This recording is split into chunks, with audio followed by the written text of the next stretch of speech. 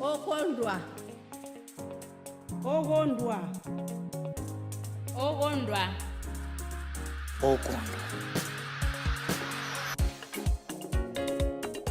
E aí, Brasil! Estamos no ar! Sejam todos muito bem-vindos ao podcast Okondwa. Muito obrigado por me emprestarem os seus ouvidos por alguns minutinhos. Eu sou o Rafael Rodrigues e sou o seu apresentador, o seu host do podcast Okondwa.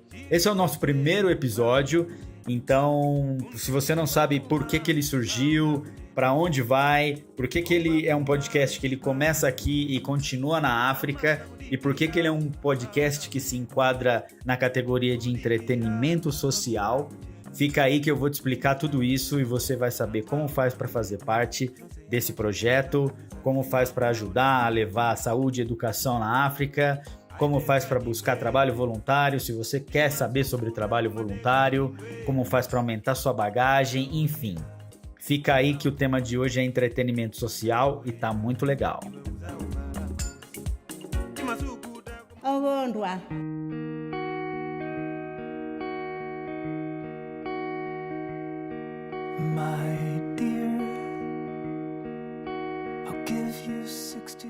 Entretenimento social. De onde surgiu isso? O que é isso? Esse projeto, Okondwa, na verdade, é o nome de uma clínica para crianças menores de 5 anos no Malawi, na África. Foi uma clínica que eu construí junto com meu amigo Setúlio Martins e que construímos através de redes sociais. Fizemos um trabalho voluntário no Malawi e através de redes sociais nós conseguimos levantar algumas doações e construir essa clínica que funciona até hoje e está lá firme e forte junto com a ajuda do Tony, o líder comunitário, que vocês vão conhecer no decorrer desse programa. O que acontece? O podcast nasce da tentativa de construir uma segunda clínica e também escolas, certo? O Tony, que é o líder comunitário, que vocês vão conhecer, me falou, dá para construir mais uma clínica aqui, mais uma escola. Eu fiz um crowdfunding. Aquele crowdfunding, para quem não conhece, é aquele, como que se diz em português? É financiamento coletivo das pessoas, uma vaquinha online, vamos deixar mais simples. Uma vaquinha online para quem quer ajudar na causa, e não conseguimos bater a meta, né? Tínhamos um valor a ser arrecadado de 150 mil reais, não conseguimos, e aí eu comecei a pensar, ok, se não conseguimos pelos caminhos normais de pedir uma doação, de tentar bater uma meta, como é que eu faço para que eu possa engajar as pessoas a doarem para uma causa, mas sem que seja pedido de doação gratuita, assim, doar por doar, me dá aí o seu dinheiro. Sabemos que hoje em dia está cada vez mais difícil ganhar dinheiro, então sabemos também que doar deveria ser um hábito de todos, mas eu entendo quem não doa por desconfiança ou por quem não tem, enfim, é realmente uma barreira. Eu tive a oportunidade de pedir dinheiro na rua para levantar doações nos Estados Unidos e percebi que alguns povos têm uma inclinação maior a fazer doação do que outros. Os mexicanos, por exemplo, têm uma cultura de doação muito grande. E os brasileiros nem tanto, os povos latinos são um pouco mais desconfiados, enfim. Pesquisando alternativas para como fazer para conseguir doações para se engajar no projeto, eu comecei a verificar que existe um novo tipo de mercado surgindo que ainda está muito no começo, mas que pode ser promissor e pode realmente mudar o mundo. Eu realmente acredito nessa ideia. Que são negócios sociais. Negócios sociais é um novo tipo de negócio, é uma coisa híbrida, nova, que traz o melhor de vários mundos e tem potencial para solucionar os grandes problemas de desenvolvimento da humanidade. Para entender a base do negócio social, é preciso primeiro passar pela base dos negócios tradicionais que nós temos hoje. Vamos tratar cada um deles. Okondwa.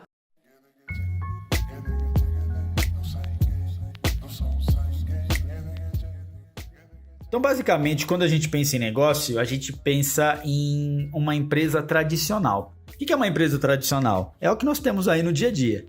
Ela comercializa um produto ou um serviço e ela soluciona um tipo de problema ou uma demanda, certo? Então nós sabemos fabricantes de celulares, fabricantes de carro, restaurantes, professores, consultores, enfim, todos eles estão comercializando um produto ou um serviço. Esses negócios crescem, se expandem e empregam pessoas. As pessoas contratadas para essas empresas são contratadas pelo seu expertise. Certamente você que está me ouvindo sabe fazer alguma coisa. E por isso as pessoas te pagam por isso. Então você é um expert em finanças, você é um professor, você é um músico, você é um designer, você é fisioterapeuta. Ou seja, você se aperfeiçoou para isso, você aprendeu e você oferece o seu serviço.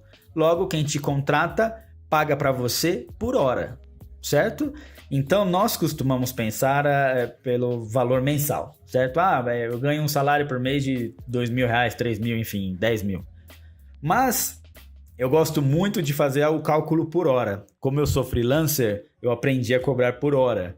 Então, eu recomendo que vocês façam esse cálculo. O empregador te paga por hora e cobra do cliente final o seu valor por hora e mais uma porcentagem por cima, certo? Então, se você recebe R$50 por hora, ele vai vender a sua hora a 55, a 60, a 70. E com isso, essa diferença do que ele paga para você e o que ele cobra do cliente é onde ele gera o lucro. E o lucro é o que move toda a nossa sociedade. O lucro paga as contas, paga os salários, faz a empresa crescer, investe na empresa, no maquinário e em pesquisa de novos produtos, enfim. O lucro é o que gera o mundo, tá? O lucro é o que faz a economia desenvolver, que faz os países crescerem. É atrás dele é atrás do lucro que está todo o negócio tradicional. Esse é o pulo do gato. O lucro é o que sobra depois que ele pagou matéria-prima, funcionário, maquinário, tudo, e o que ele cobrou do cliente, isso é o que sobra. Esse é o lucro. O lucro ele é dividido ou entre os donos da empresa ou entre os investidores, certo? Os famosos dividendos. É assim que funciona uma empresa tradicional, atrás do lucro e distribuindo lucro para os seus acionistas. A empresa tradicional é totalmente diferente de como funciona uma ONG, uma organização. Então, agora que você já sabe como funciona uma empresa tradicional, vamos analisar como funciona uma ONG, uma ONG.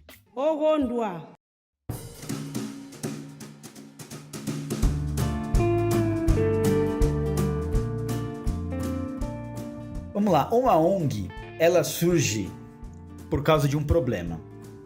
Uma ONG surge para solucionar um problema que ninguém está se importando ou ninguém consegue solucionar, nem governo e nem as empresas. Certo? Então lá existem ONGs para todas as causas possíveis. Para deficientes, para pessoas de rua, para crianças com câncer, para pessoas com discapacidades mentais. Enfim, existe de todo jeito. Ela está ali para solucionar um problema. E como é que uma ONG funciona? Basicamente, no modelo mais básico que existe, elas recebem recursos de pessoas físicas ou pessoas jurídicas através de doações. Certo? Ou até benefícios fiscais. Então, eu tenho certeza que muitos de nós já foram abordados por pessoas pedindo doação para ONG, para aquela instituição, para casa de apoio, ou as empresas que realmente apoiam as grandes causas ou ONGs por aí, certo? As empresas fazem isso ou doando parte do seu lucro ou através de benefícios fiscais, ou seja, ela doa e desconta isso do imposto que pagaria para o governo. Ou seja, mais ou menos ela corta um caminho.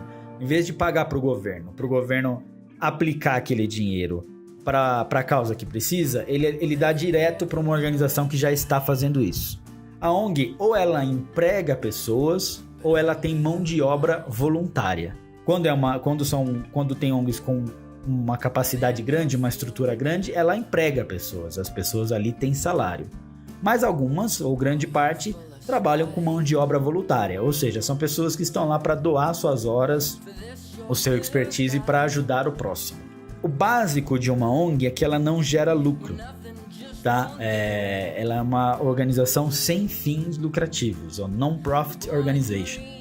Ou seja, todo o seu foco está em solucionar um problema e uma demanda, certo? Ela não pensa em faturar mais, ou pelo menos não deveria, pensar em faturar mais e crescer. Ela até pensa em crescer, mas é por causa do problema, para solucionar o problema, para atingir cada vez mais pessoas. Então essa é a base do funcionamento de uma ONG. Sendo uma ONG ou sendo uma empresa tradicional, todas elas têm pontos positivos e pontos negativos. Vamos analisar cada um delas.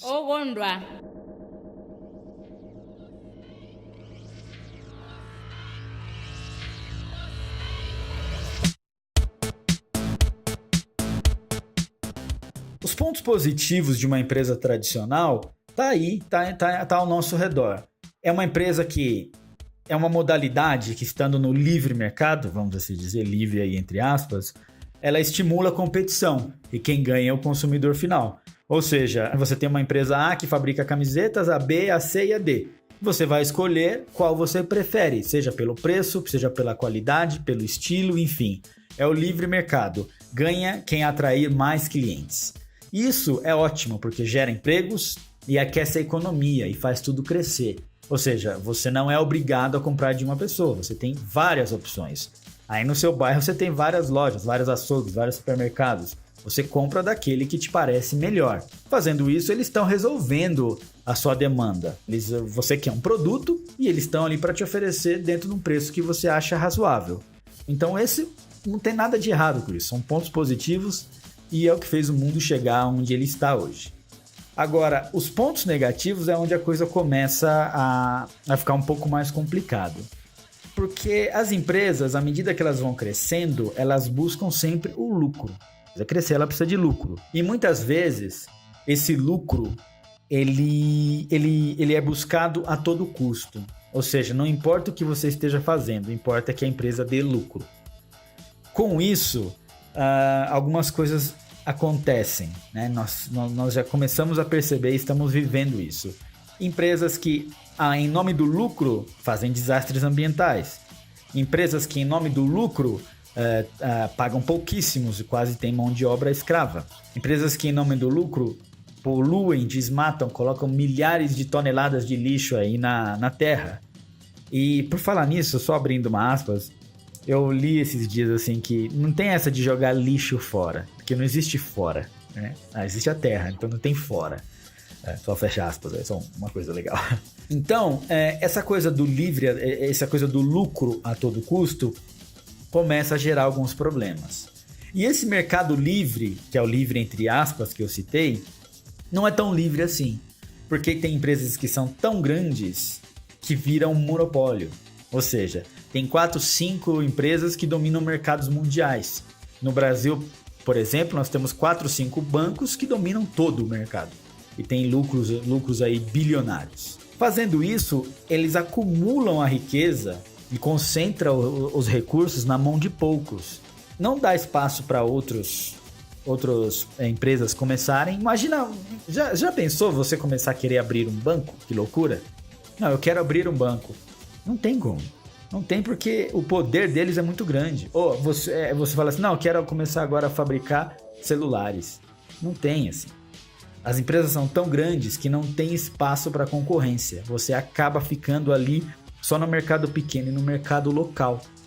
Por exemplo, eu peguei alguns dados da Forbes aqui. A Apple, em 2018, teve um lucro de 53,3 bilhões de dólares. Isso é lucro, tá?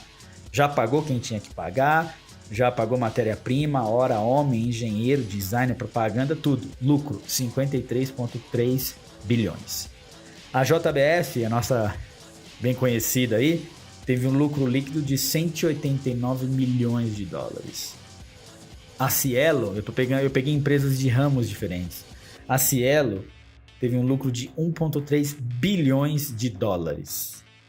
E para onde vai esse lucro, esse excedente de tudo que eu falei? Vão para os acionistas, ou seja, aqueles que são donos. Eu ou você podemos ser esses acionistas e ter um pedacinho dessa empresa comprando as suas ações.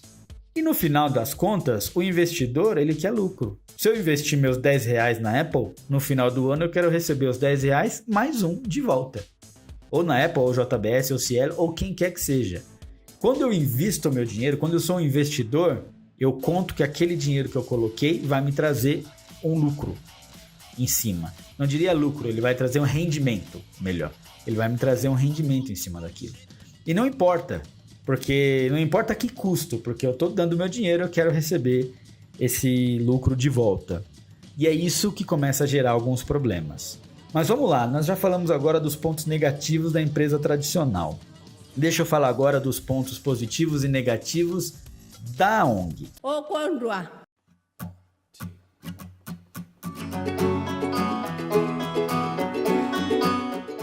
O ponto positivo e ótimo e louvável das organizações é que elas resolvem um problema que ninguém mais está querendo resolver. Sabemos que tem pessoas de rua, pessoas descapacitadas, órfãos, pessoas sem acesso à educação, tem um milhão de problemas no mundo. E ninguém está querendo ajudar, até que uma ONG vai e pega aquela causa para ela. Então isso é ótimo, porque ela olha para onde ninguém mais está olhando. Fazendo isso, ela permite que as pessoas que são ajudadas por ela mudem a sua história. Porque muitas vezes elas estão ali sem ter culpa de estarem ali. Eu sei, isso é um assunto para meritocracia e outra coisa que a gente vai tratar em outro episódio. Mas a premissa básica são pessoas que estão desamparadas e precisam de uma chance para mudar a sua história.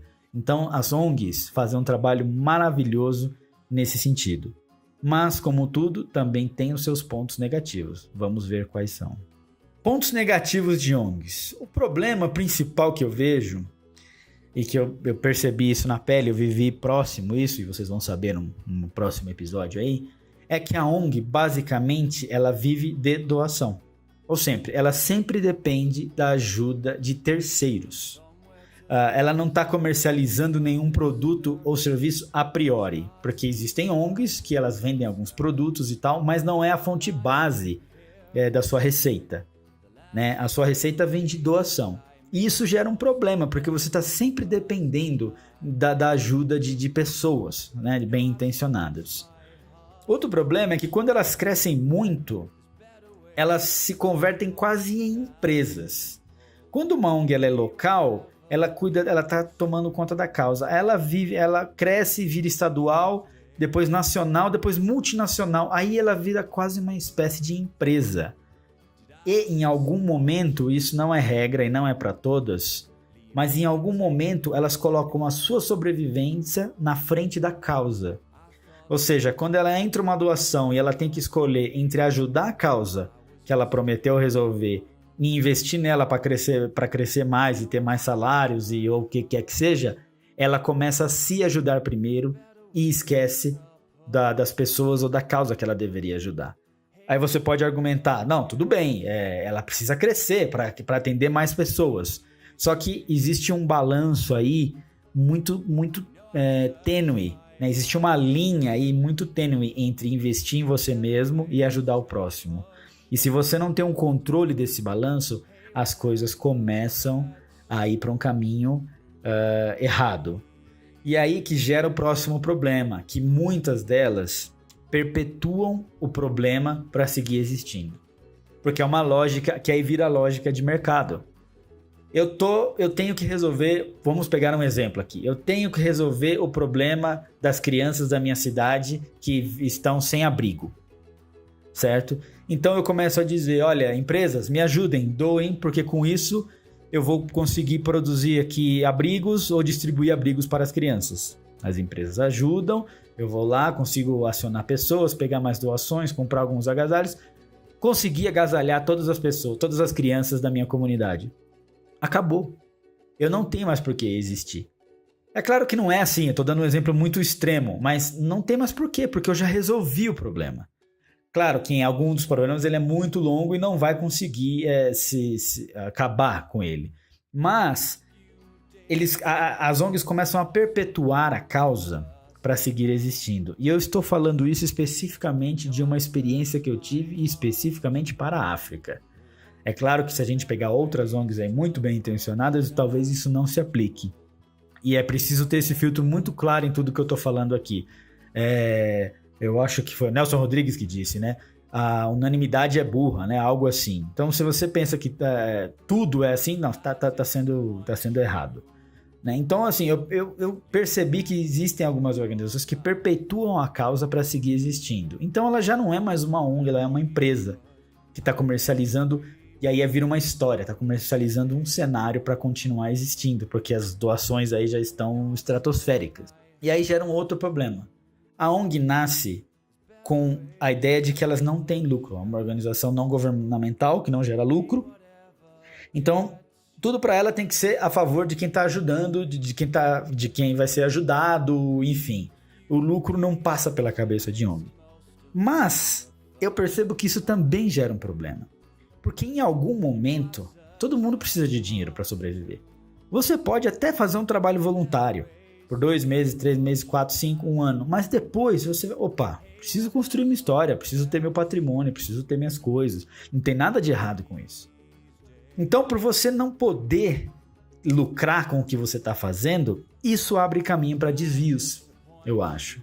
Que em algum momento você vai precisar de dinheiro. E como você tem essa bandeira de não lucro, aqui não se lucra, não, você acaba desviando dinheiro por outros caminhos. É claro que isso depende da índole da pessoa e da organização, mas isso gera uma brecha para que você desvie dinheiro de outras maneiras, com pretexto, porque você está apegado à história de que não posso ter lucro.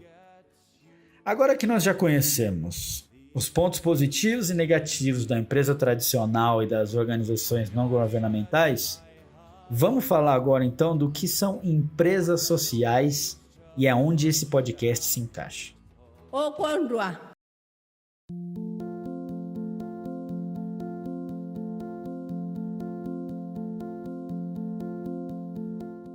Vamos lá, para falar de empresas sociais, o que significa? É um tipo de empresa que ela reúne o melhor dos dois mundos. Ou seja, ela tem uma causa para solucionar, como uma ONG, só que ela comercializa um produto e um serviço para não depender de doações, tá?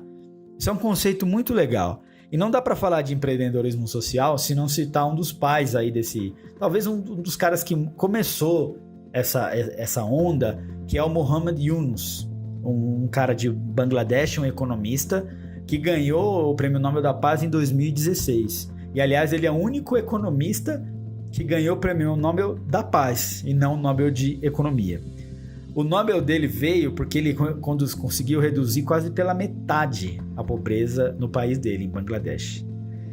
Né? Como que ele fez isso? Ele é autor do livro que chama Banker to the Poor, ou Banqueiro dos Pobres. Né? Ele fundou um banco de microcrédito, ou seja, que emprestava dinheiro para as pessoas, mas muito pouco. Ele começou a perceber que na comunidade dele as pessoas precisavam de um empréstimo de $1, $2 para começar um negócio, para empreender. E fazer esse tipo de empréstimo para bancos grandes já não interessa, que banco vai querer emprestar $1 ou $2. Se empresta com juros lá em cima, então essas pessoas não conseguem. Então ele teve uma ideia, por que não fazer empréstimos de 50 centavos de dólar, $2, $3? Então ele fundou o Banco Grameen.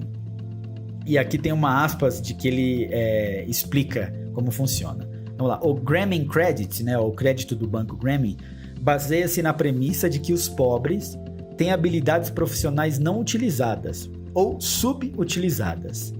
Definitivamente não é a falta de habilidade que torna os pobres as pessoas pobres. O Grameen Bank acredita que a pobreza não é criada pelos pobres. Ela é criada pelas instituições e políticas que os cercam.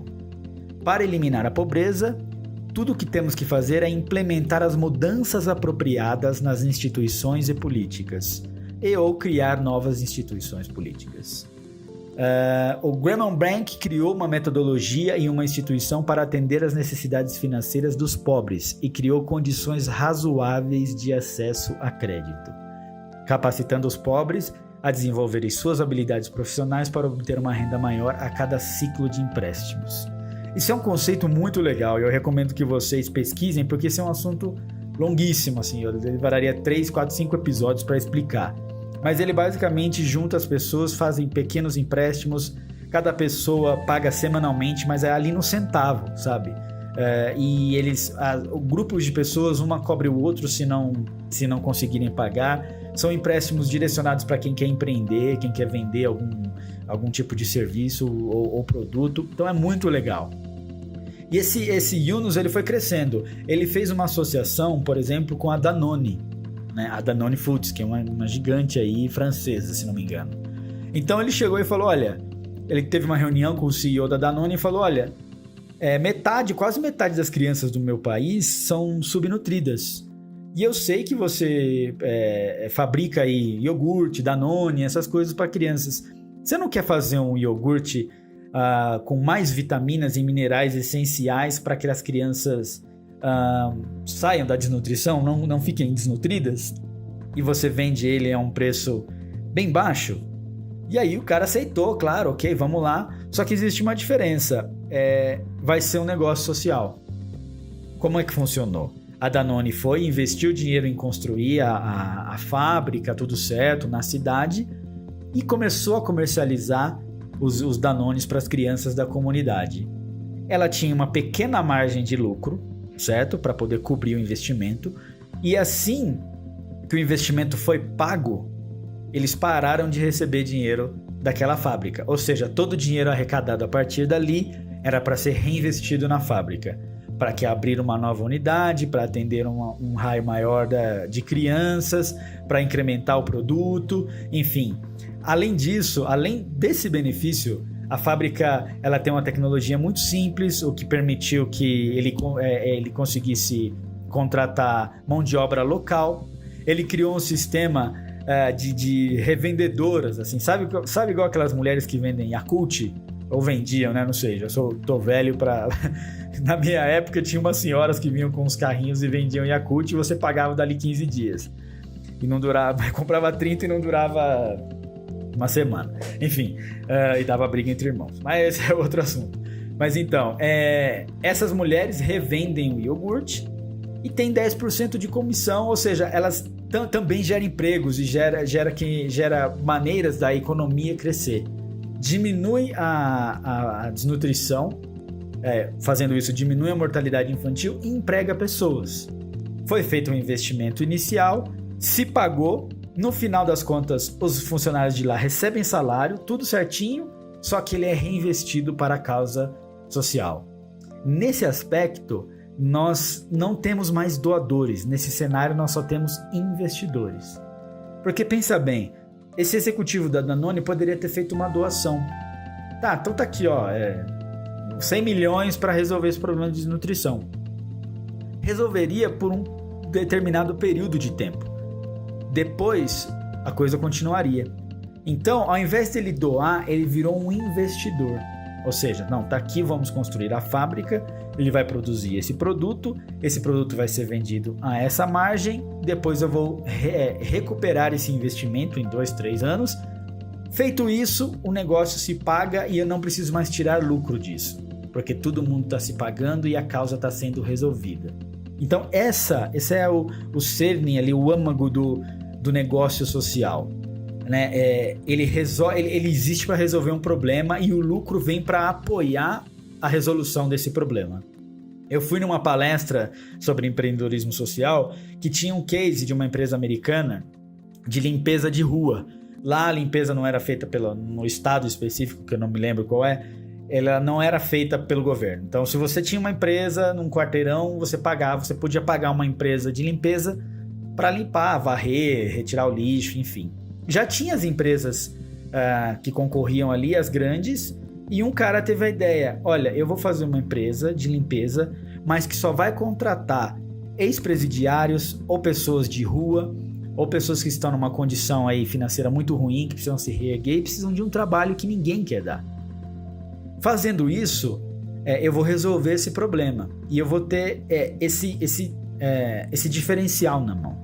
Então ele ia para as empresas e falava, olha, eu sou uma empresa de limpeza. Eu cobro metade ou 70% do que as outras estão cobrando.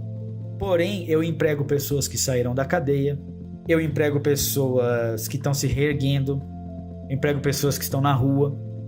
E essas pessoas fazem um trabalho legal, tem uma fiscalização e existe uma rotação desses funcionários. Isso que eu achei legal. Cada funcionário que entra tem um estudo sociológico dele, financeiro, enfim. Ele entra, ele começa a trabalhar, recebe treinamento, mas a partir do momento que ele já conseguiu se capacitar, ele já está num nível legal para ir para o mercado, ele sai e entra outro. Fazendo isso, a empresa consegue atender cada vez mais pessoas e multiplicar e escalonar o serviço. Esse é um outro aspecto também do negócio social. Ele precisa ser escalonável.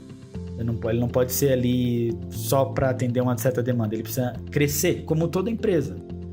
Então, as empresas que apoiavam, que contratavam essa outra empresa de limpeza, elas sabiam que elas estavam apoiando uma causa. Pagavam um pouco menos, talvez o serviço não fosse de tanta qualidade quanto as outras, mas ela sabia que estava fazendo um bem para a sociedade. E os números que ele apresentou nessa palestra eram ótimos, assim.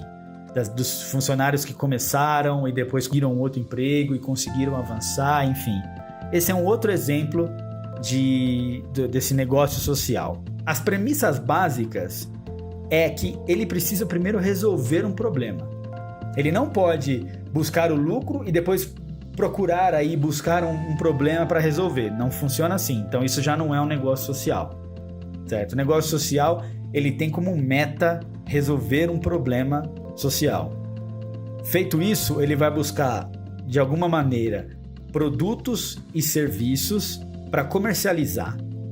Com isso, ele vai ter lucro, ele vai pagar todo mundo, pagar os funcionários, pagar maquinário, pagar tudo. Todo mundo se pagou, tudo certo. Depois, quando gera lucro, o acúmulo de riqueza, isso é reinvestido na empresa. Ou é reinvestido para apoiar a causa. Aí é que está o pulo do gato. Não existe acúmulo de riqueza. Porque o acúmulo de riqueza é um dos grandes males do mundo hoje e é o que causa esse abismo social.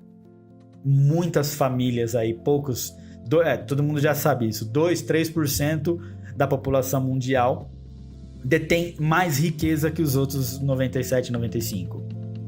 Certo? Então aí é que está o problema. Pessoas que têm muito e têm um acúmulo com outras que não têm nada ou quase nada. Então o negócio social vem para equilibrar isso. Com tudo isso em mente, eu pensei, ok, e se eu fizesse um podcast que tivesse um cunho social? Fosse de entretenimento social? Bom, agora você vai entender por quê.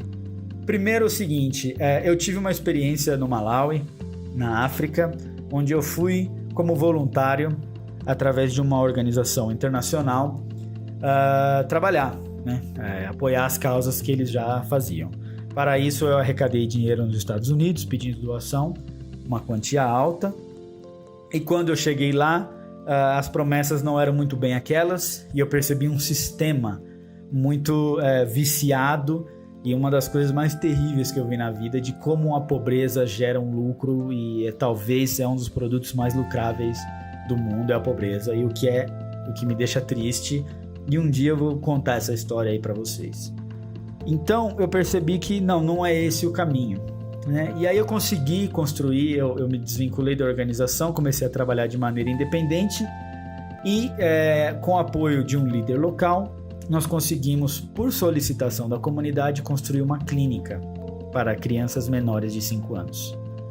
Foi todo um desafio porque nós não tínhamos dinheiro. Então nós fizemos vídeos para redes sociais pedindo doação, e esses vídeos todos podem ser encontrados no YouTube. Então se vocês forem lá no YouTube e colocarem Plan for Africa ou Okondo, o próprio nome do podcast, vocês vão encontrar os episódios, vão ver todo o processo de construção, como que nós resolvemos o problema dos doutores, os materiais de construção, a terra para construir, atendimento, enfim, foram 6 meses aí para que a gente conseguir construir essa clínica. E foi ótimo, foi uma aventura fantástica, assim. Eu percebi que eu estava usando a minha criatividade para resolver problema de pessoas que precisavam muito, assim. O que acontece? Dessa clínica surgiu um livro, o livro Okondo, Construindo a Felicidade, e começamos esse meu amigo colombiano, Setúlio Martínez, começamos a dar palestras vendendo esse livro, contando essa história, e a coisa foi ganhando uma proporção que nós não imaginávamos. fomos convidados a palestrar no TED em Bogotá, depois no TED da Unesp de Bauru, depois fomos convidados para ir para o Equador pela organização Lo que de Verdade Importa. Já fui convidado para universidades, por empresas. Então eu percebi que dava para continuar. Paralelo a isso, descobrimos outras comunidades que precisavam de outra clínica e de escola, né, de escola para crianças. Foi aí que eu tive a ideia daquele crowdfunding que a gente não conseguiu bater a meta. Então eu pensei, então agora eu vou tentar fazer um negócio social. Eu não tenho nenhum produto para comercializar, a não ser meus livros, mas que já estão acabando, assim. Por que não então fazer podcast? Eu sou um grande consumidor de podcast faz muitos anos, gosto, acho uma mídia fantástica que tem tudo para crescer e eu vou atingir mais pessoas, né? Eu vou contar essa história, levar conhecimento, curiosidades e as pessoas podem optar ou não por apoiar o projeto, pagando quanto que elas quiserem para apoiar a causa, para construir uma escola, para construir uma clínica. Elas podem pagar por episódio, por mês, enfim. Sendo muito sincero, eu ainda não... esse tipo de lei, eu ainda não criei uma ferramenta para isso. Mas o que eu sei eu vou fazer podcasts para que as pessoas escutem e possam apoiar a minha causa. Que não é só minha, é também do líder comunitário, é também da mãe que precisa do que o filho vá para um hospital de qualidade, que precisa que o filho vá para a escola. Então... essa é a base do nosso podcast. A cada episódio eu vou contando como que a coisa está acontecendo. Olha, já arrecadamos isso, já arrecadamos aquilo, esse vai ser o método de arrecadação, porque eu quero que esse podcast ele continue durante todo o processo e continue inclusive lá na África. Então quando eu estiver lá, continuar gravando, olha, estamos fazendo isso, essa primeira semana fizemos um acordo com um trabalhador aqui, vamos contratar ele, enfim, para que vocês possam ver como está sendo esse processo. E fazendo com isso, eu estou primeiro entregando o valor para que depois as pessoas paguem se elas quiserem. Então, nos próximos episódios eu vou detalhar, porque eu sei que tem muita coisa no ar. Tá, mas clínica? Aonde? E o maquinário? Mas escola? Para quantas crianças? Todas essas dúvidas vão ser tiradas. Nós já temos os números, os locais, os custos, tudo. Então, nos próximos episódios, a gente vai detalhar esse processo, começar a detalhar como você pode ajudar e também abrir para empresas, né? Empresas que queiram nos apoiar, vincular a sua marca, enfim. O podcast existe para resolver um problema pontual. Uma clínica e 3 escolas no Malawi, em Lilongwe, que é na capital, certo? Esse é o ponto básico do nosso podcast. A gente tem que resolver esse problema dentro dos próximos 6 meses, 1 ano, não importa, mas nós temos que resolver. E vamos resolver esse problema juntos. Eu agradeço então você ter ficado comigo até agora, ouvindo aí todas as minhas divagações sobre esse negócio, entendendo como vai funcionar. E eu espero que você me acompanhe nos próximos episódios, porque eu quero ampliar isso também. Eu quero fazer porque muitas pessoas me procuram. Pô, eu queria fazer um trabalho voluntário como você fez e tal. Então eu quero fazer um painel de vagas. Eu quero falar, olha, tal organização precisa de voluntários para isso. Se você quer, tá aqui o contato. Ou se você é voluntário, quer oferecer um produto. Produto não, um serviço, sua hora. Me manda um e-mail. Então eu vou falar, olha, tá aqui o contato dessa pessoa que está se prontificando a dar aulas, ou a ensinar, ou a ajudar, enfim. Eu quero fomentar o trabalho voluntário, porque o trabalho voluntário realmente mudou minha vida e eu tenho certeza que vai mudar a vida de vocês também. Além disso, eu quero fomentar um negócio social. Eu quero que cada vez mais as pessoas pensem em criar uma empresa, primeiro para resolver e ajudar uma parcela da população em uma causa. E o lucro, que deve existir, tem que existir, mas ele não pode ser mais importante do que a causa que nós temos que enfrentar.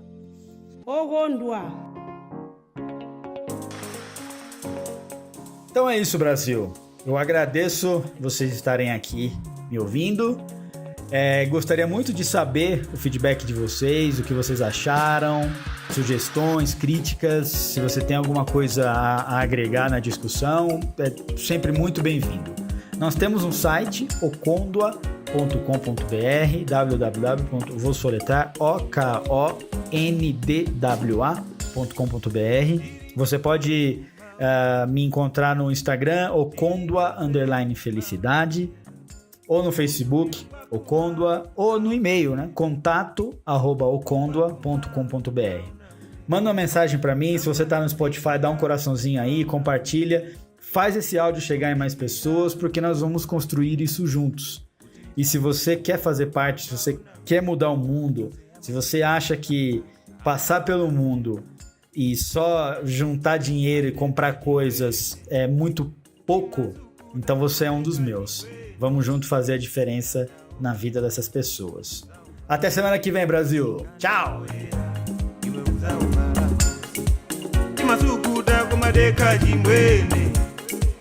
Iwe adeka jimwene